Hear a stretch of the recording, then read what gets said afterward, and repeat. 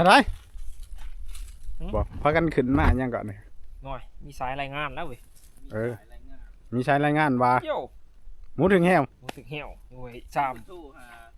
อยู่น้ำคำเหี่ยวไผก็บ่เหี่ยวเฮาใส่อยู่น้ำคำกับทอแหวได้หมูน้อยบ่ได้หมูน้อยตัวนึงอะไรถึงลูกมันหัวจะก่อยเป็นอะไรคามันขาดขาดพี่ยังแต่กระดูกมัน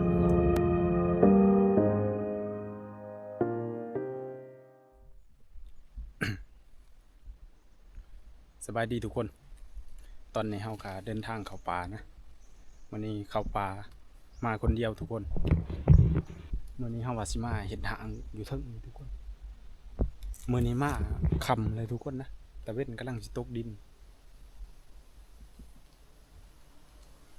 ในระหว่างมานะเจอ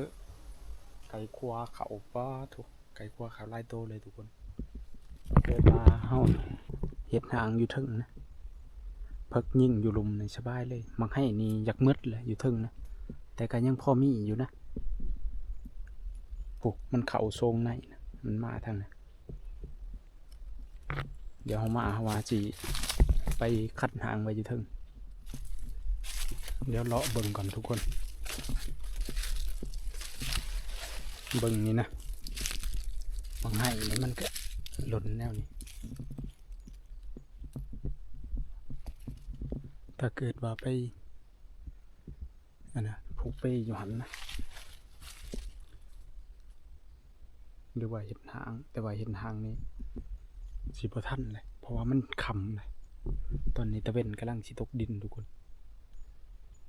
ถ้าเกิดมาเป็นไปได้ยังผูกไปอยู่หันนะแต่อยู่หันนะเฮาสิยิ่งได้บ่ทั่วกบบัดนี้แล้วเฮาย่างมาเบิ่งอยู่พี่กัน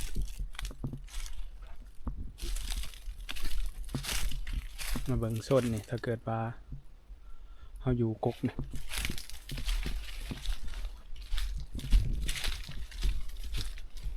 เฮาอยู่กกตัวน่ะทุกคน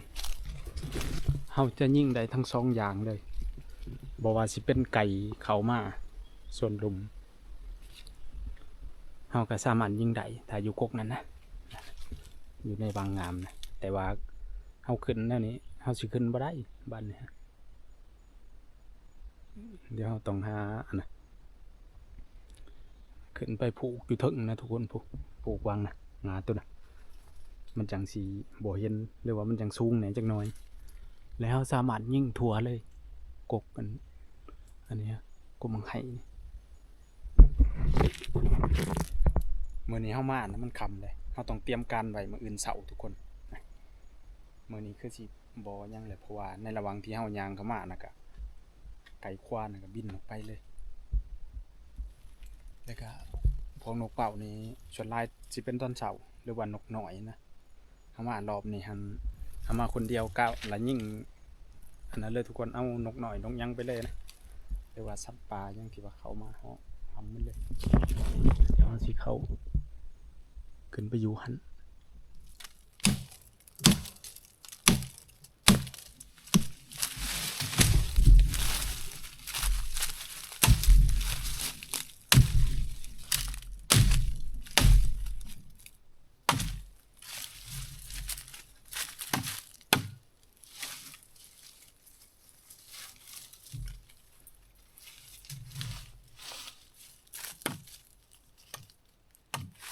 เดี๋ยวเฮาอันสิตัดใหม่นี่เป็นตอนๆนะเพื่อว่าเห็ดวางเหยียบขึ้นทุกคนนะเห็ดเป็นบันได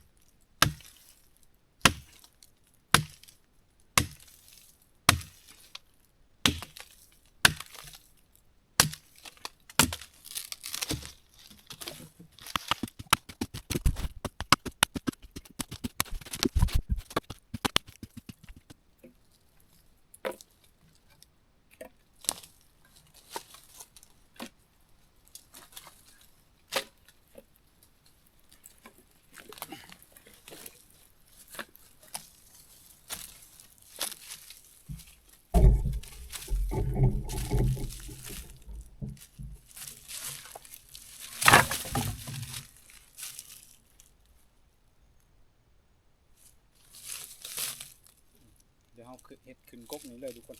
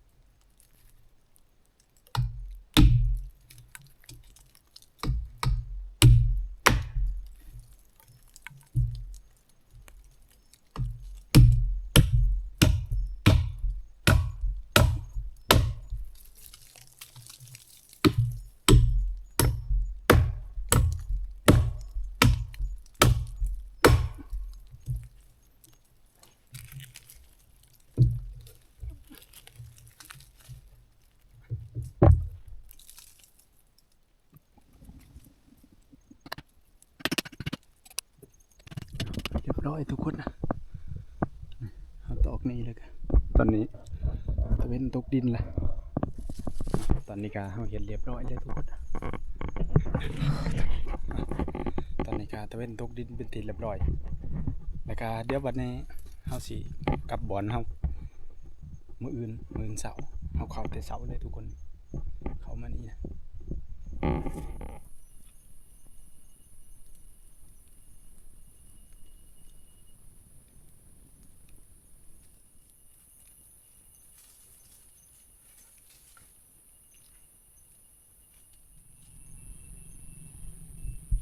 เอาเลยจากรถไฟมาทุกคน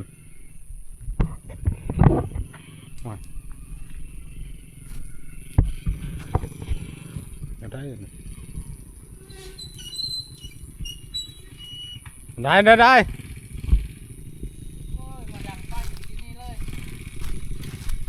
โอ้ยยันมาบ่ได้มาโอ้ยได้เลยฮะอ๋อดูอะไรอยู่ดีๆทีมงานมาโอ้ยอ่ะ ไอ้มันลักมาก่อน ไม่มันอยู่บ่ได้เลย เฮ้ย พอเถอะมาเถอะไก่ขัวอัน5-6โตวบินกินพร้อมเอาเด้ เดี๋ยวมาแป๊กกันหมด เพิ่นยิงได้ไรยิงแล้ว ไหนนะ แตกกระบอลเลยบาดเนี่ย ยังแต่ อันนั้นเลยนั่นไรบอกพากันขึ้นมายังก่อนเนี่ย หน่อยมีสายรายงานแล้วเว้ย มีใช้รายงานว่า โย่ หมูถึงแหว รู้สึกเหี่ยวโอ้ยจามอยู่น้ำคำเหี่ยวไผก็บ่เหี่ยวเฮาใส่อยู่น้ำค ก็ถอยแหวห้ามดูได้ ำเอ้าก็ว่านั่นนะ หักไผจะยิง มีคนยิงหมูน่ะเขาก็ยิงแล้ว มีคนยิงได้อยู่ในหลุมนี่ เดี๋ยวนี้แล้ว เออ หมูในแหวมัน อ้าว แล้วอะไรเขายิงแล้วหมูน่ะแล้วเขาไปบอกกูในพานทางสาปุ่น อืม พวกไปเทิงของปุ่นเขาบ่ได้ออกมานี้บ่ บ่เลย บ่ได้หมูนี่จงใจหากระหอดเอายังบ่เจอ บ่อันนี้มาอันนั้นอันนี้เขาก็มาให้แล้ว อันได้ยินเสียงยิงนะตุ่ม2 บาท โอ้ยแม่นนั่นแล้ว อืม ชาวบ้านเจอตายอย่างแล้วเขายังมันตายแล้วเขาไม่กล้าเข้าไปเบิ่ง เออเอา โอ้ยถือว่าสิโชคดีเด้อโด เห็นอะไรอีกแล้วเออ นี่แหละมันจะกินให้น้องเฮาร้อยหรือเปล่านะ มันของเฮาไหลอยู่ในน้ำค่ำนะ ท่านได้ง่ายแล้ววะ บ่ทันได้ง่าย น้ำค่ำนั่น อยู่ในนครพะโลด ในน้ำค่ำนะ เออ เอ้ยมันก็ของเฮานั่นแหละ โอ้ยตาย อันแล้ว เอาเก็บเครื่องเมียนเครื่องคำหนึง จากมาว่าสิอันนั้นได้ทุกคนสิมายิ่งอันนี้และทีมงานเฮานะค่าเวียก อืม และสิบ่ได้ขึ้น มา มา เรียกพักกันเขาจะโทรบอกนะเขาพักกันกอยปูนอยู่เดี๋ยวนี้นะ อันนั้นได้ เออ ก็เลย ว้าย ป้าก่อน กับมันข้อมูลกับบชัดเจนไปได้นะหูแต่ว่าอยู่ห้วยซ้ ประ ำ มาณ อยู่แคมป์น้ำค่ำว่ะ ประมาณ5โมงเขายิงนะ โอ้ยเมนเขาโทรหาเฮาหมอเนี่ย อืม เฮานั้นโทรหาประมาณ5 โมงป่าย ประมาณนั้นแหละถือว่าจะไปเบิ่งทุกคนจักแมนบ่แมนบัดนี้ก็ลงไปย่ำแหวก่อนทุกคน แต่คิดว่าหมูน่ะเขาเจ้ายิ่งเลยแหละเพราะว่าตอนที่เฮาเปิดกลมมาให้นะได้ยินอันเขาเจ้ายิ่งเบิ่งดูตอนนี้ก็เดินทางมาฮอดแล้วไปเฮ็ดเพิ่นบ่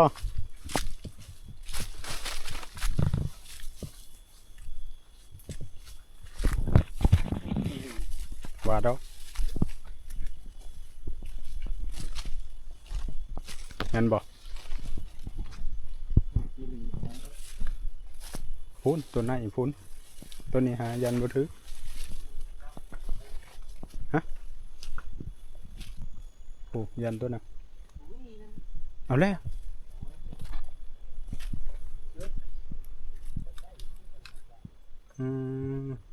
เลย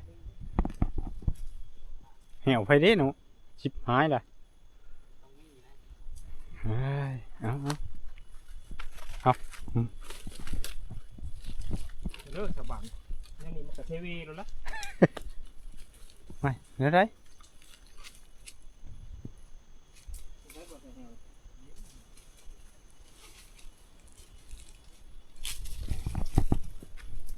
บุแมนหวยตัวน่ะผูกไปจักบุแมนแหวอันนี้ใส่อยู่ในอันนั้นก็ไปจัก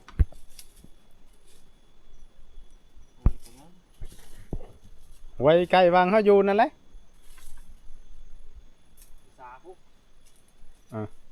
อันนี้ใส่อยู่ในหันนะบัดนี้ก็สิได้พากันใหญ่ขึ้นไปถึงทุกคนไปเบิ่งวงได้นี่โบแมนจำตีอึกเจ็บละล่า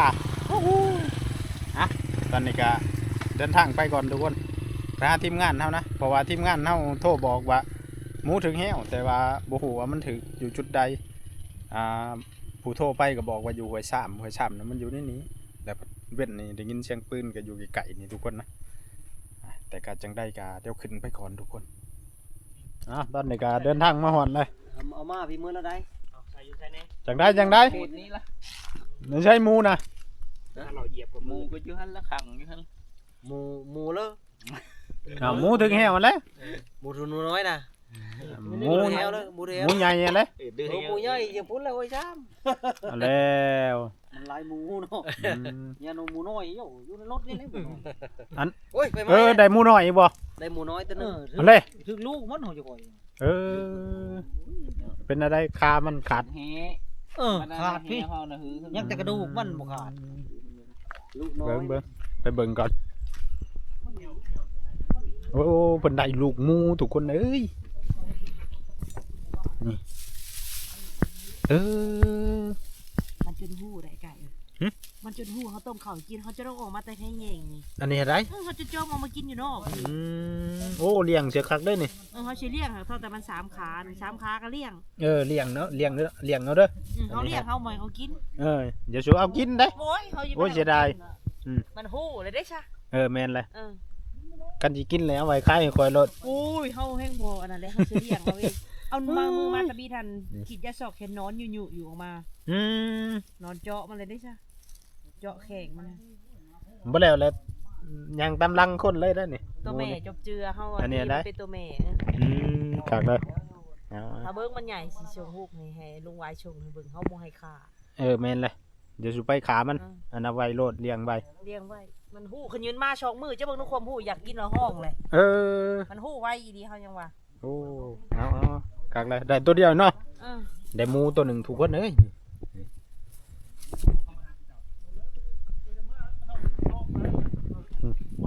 ส่วนทีมงานเฮาก็กำลังโอล่มกันอยู่ เขาระเบ้อ อืม เขาอยู่ในแคมป์เขาก็ซี่ลงหัวซ้ำพุ่น เขาเจ้าว่าหมูนะถึกอยู่ให้ชามเนาะ บ่ทราบ เออ ใหญ่พี่นั่นนี่ หมูนะเขาคิด บ้านเดียว เขาเจ้าคิดว่าเป็นแหวอันนี้เนาะเขาจังมาตามอันนี้ฮะ ก็คิดว่าแฮวบ่ไกล เออ แต่ว่าแฮวนั่นแฮวคันบ่หรือแฮวจะปิงนั่นยังมือจักก็ไม่ได้เอาเบิ่งคือยาน เบิ่งหูจัก น่าสิเป็นอันนั้นแหละถ้าเกิดเขาคิดว่าเป็นของอันนี้ฮะมันเป็นแหวสปริงอยู่แล้ว แต่ว่าจักสิเป็นของไผ บ่เขาไม่รู้จักว่าแฮวจะปิงหรือแฮวคันก็ไม่จัก อืม ก้าวเอาไปคือหมู เขาย่าน เขาบ่ได้เขาไปไกลเลยเนาะ อืม จากหมอนึงยิ่งละหมอนี่มันหมอมาบอกหมอนี่ อืม หมอนี่ไปเบิ่งแล้วย่านเราค่อยเห็นไกลก็มันยังมันได้ตายดิ อืม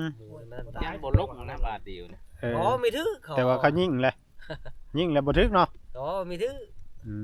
ม บ่ลือหมูใหญ่ใช่ เอา มั้ย เอา ก็ถือบ่บ่ ถือบ่ตาย อันนี้บ่ ถือยา จีนังกรอบบ่เนี่ยเลยโอ้ปาเด้อ กิน มาแล้วก็หำก่อนเลย กบย่ำกันรอบๆแล้วนี่ นั่นแหละยังว่า แฮวก็แฮวไผก็บ่ เพิ่นมากินนังกรอบเด้ ตายก็ถือว่าเหย้าเลยเติบเลย นั่นได้เกิดมันอยู่บ่มารอบนี้ฮะอ่ายันคือคอยเว้านะเนี่ย เธอมาไล่ฟาดเวกมาเช้านี่ก็กลายเป็นชาวบ้านนี่บ่ ยิ่งมีท่านบ่อันมา เช้า เจาะมาได้ เช้านี่แหละ อืม ยิงทันยิง ยิ่งเธอมาได้ยิ่ง จักคือกันมีตายหรือวาน เออ แรงจะมันเหยียบ8เจนโอ้ยช้ำได้ตื่นมันแรงไงได้ แม็ก เออ อืมอย่าเสียกันนั่นแหละเอาตอนนี้ก็ทีมงานเฮาก็ลงไปแล้วทุกคนนะลงไปหามบอลนั้นหมูถึงเหี่ยวพุ่นแหละส่วนเฮานะพักอยู่นี่บัดนี้ฮะเดี๋ยวมื้ออื่นจังไปหาเลาะแถวกงมาให้นี่เพราะว่าบอลที่เฮาไปอันเฮ็ดทางไว้หรือว่าเฮ็ดทางขึ้นไว้นะทีมงานเฮาสิไปเฮาก็เลยอันนั้นนะกันสั่นละ3คนสิได้อยู่กกเดียวนะเอาแยกกันไปทุกคนนะเดี๋ยวจังได้ก็พุ่นแหละเดี๋ยวเฮาสิได้ไปหาเลาะเบิ่งมันเหี่ยวจักแนวใดบางทีโซนน่ะถือก็บ่จักแต่ว่าเหี่ยวตัวน่ะหาหมดหวังเลยแหละเบิ่งก็สิบ่แม่นเจ็บอึกละลามื้อนี้ คัดคอ นั่นแหละพักผ่อนเนาะบัดนี้เนาะ เธอละชอบโตก็มี บ่ได้ไปเลาะบ่ลมบ่อยเลยเดี๋ยวมื่นยังว่ากัน อย่าไปหาเจ้าเพชร อืม เจ้าเพชรนี่ถือม้าไป เอาสรุปแล้วก็บ่แม่นของเฮาทุกคนเลยพอดีตอนนี้ก็ทีมงานเฮาก็ลงไปพุ่นแหละเพิ่นสิไปยิงอยู่โกกเมืองให้บอลที่เฮาเฮ็ดอันน่ะไว้นั่นแหละทุกคนนะเฮ็ดทางขึ้นไว้นะในหันน่ะอันน่ะเขาดีอยู่เด้ไก่คัวนกก็เขาดีอยู่และบัดนี้มีแต่เฮานะมาอยู่นี่ก็เถินว่าเฮาขึ้นมาเลยเฮาขึ้นมาหาทีมงานแล้วก็มาสอบถามทีมงานว่าหมูน่ะมันถึงจุดใดกันแน่บ่แล้วนะพุ่นอยู่หลุมผู้ทุกคนส่วนที่เฮามันไปอยู่เว้นนี่แหละอยู่ไกลๆแถวนั้นแหละ แต่บ่ฮู้ว่าเป็นเหวไผแต่คิดว่าบ่น่าสิแม่นของทีมงานเฮาถ้าสิแม่นก็น่าจะเป็นของนายพันกระสอบเพิ่นนะทุกคนแต่ก็จักเพิ่นใช้แถวนั้นหรือบ่เฮาก็ยังบ่มั่นใจและมื้อนี้ก็เฮามาอยู่นี่เดี๋ยวมื้ออื่นสิได้หากินแถวนี้ทุกคนมารอบนี้ก็ตั้งใจมาใส่กกมาให้อะไรทุกคนนะบ่ได้หยังดอกเดี๋ยวจังได้ก็เจอกันในมื้ออื่นเสาร์หรือว่าในคลิปวิดีโอต่อไปทุกคนนะสำหรับมื้อนี้ก็ตบเอิกลาลา บ่มีหยังเกิดขึ้นทุกคนเด้ยบ๊ายบายทุกคนสำหรับคลิปนี้ก็เจอกันในคลิปวิดีโอต่อไปทุกคน